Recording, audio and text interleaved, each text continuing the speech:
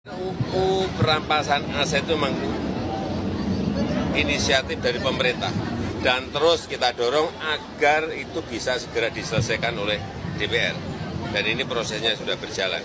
Kita harapkan dengan undang-undang perampasan aset itu ya akan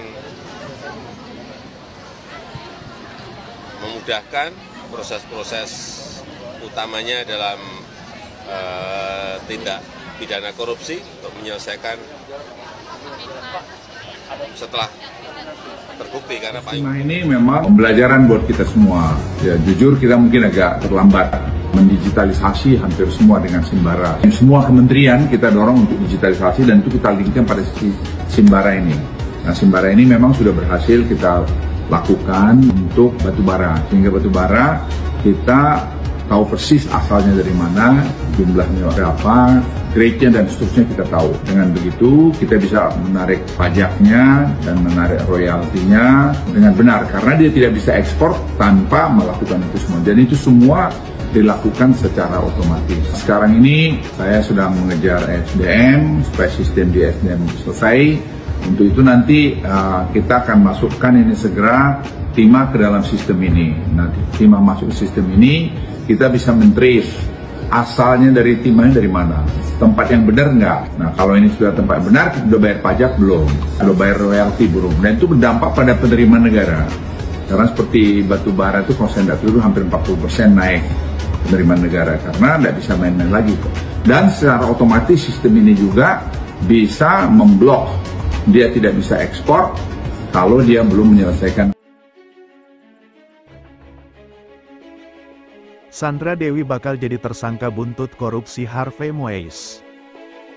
Begini penjelasan Otto Hasibuan, mertua Jessica Mila soal status sang artis.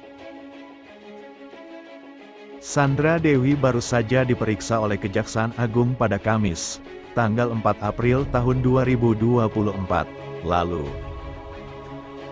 Selama 5 jam, istri Harvey Moise itu harus menjalani pemeriksaan sebagai saksi lantaran kasus dugaan korupsi suaminya.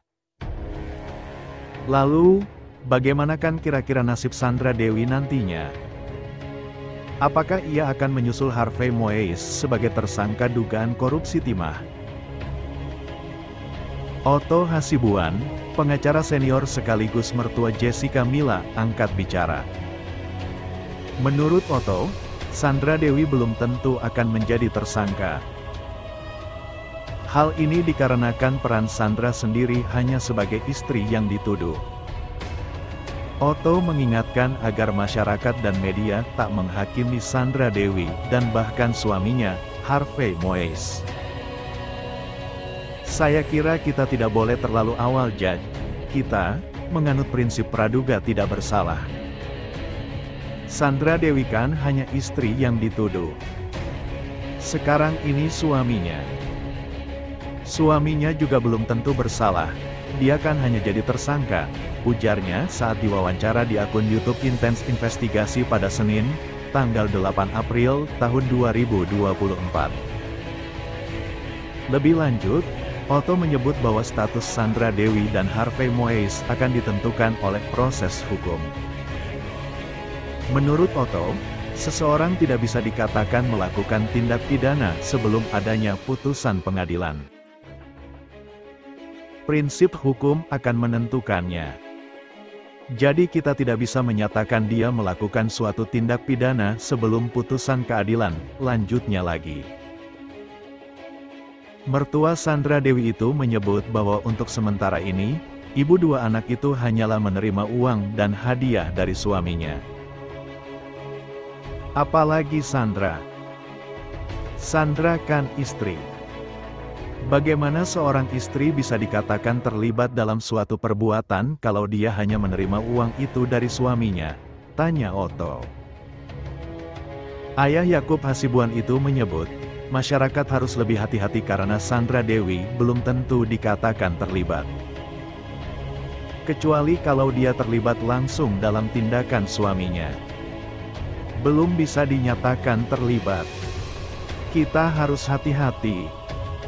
Kita harus menunggu dulu pemeriksaan lebih lanjut, katanya lagi.